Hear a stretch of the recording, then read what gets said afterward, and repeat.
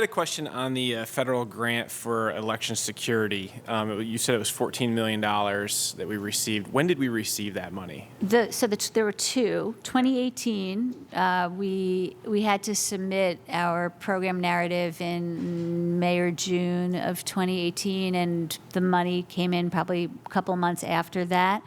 And then the counties, as they've been purchasing voting systems, have been submitting their applications, the forms and the purchase orders and so forth.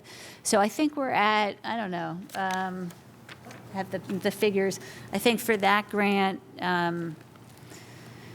there's about 43. So almost 50 counties are in some part of the process. The remaining 17 probably are the ones that more recently bought their machines, so they haven't submitted their paperwork to us. And then the 2020, that just happened at the very end of December. President Trump signed into law the more recent appropriation, and that's the one that's going to have a little over $15 million.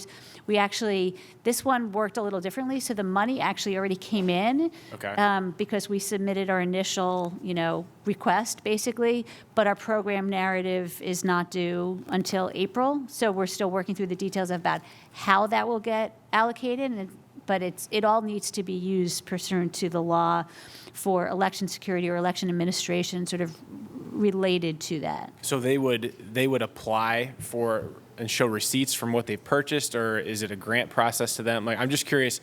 Yeah. I'd love to know, and we could provide a breakdown of all the counties, like how much went to each county so far. Yeah. Would you be able to provide that to us? Yeah, absolutely. So 2018 we did black and white. 100% was going for the voting systems upgrade, and we divided it because it was only going to cover whatever 10 to 15% or 10 to 18%.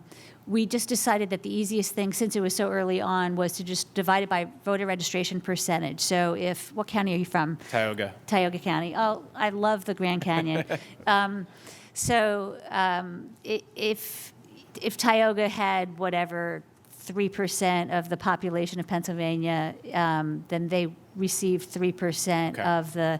And I could even look at my list right now and tell you whether Tioga has received it. But do you have the list open? They did. Yeah, They did. were Tioga. reimbursed. So Tioga. $45,000. Okay, $45,000 they got from that. So for the Act 77, $90 million, we wanted to, there were all kinds of different ways we could distribute the money, and we decided that the best way to do it would be, and again, this was in conversations with the legislature, so the $90 million is being distributed based on actual costs or percentage of actual costs, and that's 60% approximately of their expenses.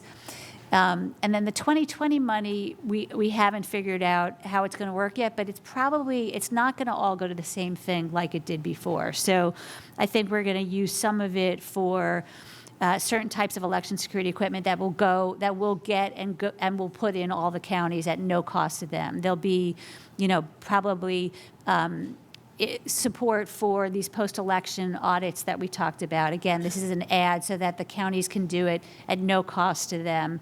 Other ballot security, transfer costs that they may have due to the new systems, again, that we can just give them at no cost to them. So I think it's going to be used for a number of different things. And when can we see that $90 million being pushed out? I know that it's out for. Is it out for bond now? Yeah. So when can our counties expect to see that? So the counties have been in the process of getting us their paperwork, and so that's been a little bit slower than I would have liked, is getting the paperwork from the counties. But we're now almost there. I think there's only maybe 6 or so counties left who haven't sent us the paperwork, and we needed the paperwork in order for PETFA to move forward the bond. So we're close to that happening.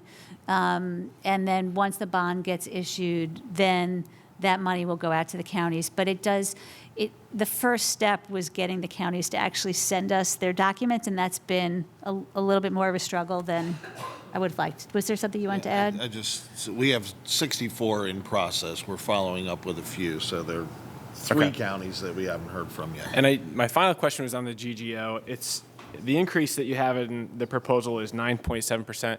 Is that, or I'm sorry, 9.76%. Is that for new employees, or is this benefits and salaries, additional benefits and salaries? What can you highlight what that 9% is for? Sure, I'm going to kick that to you, Kim Mattis, who's the Director of Finance.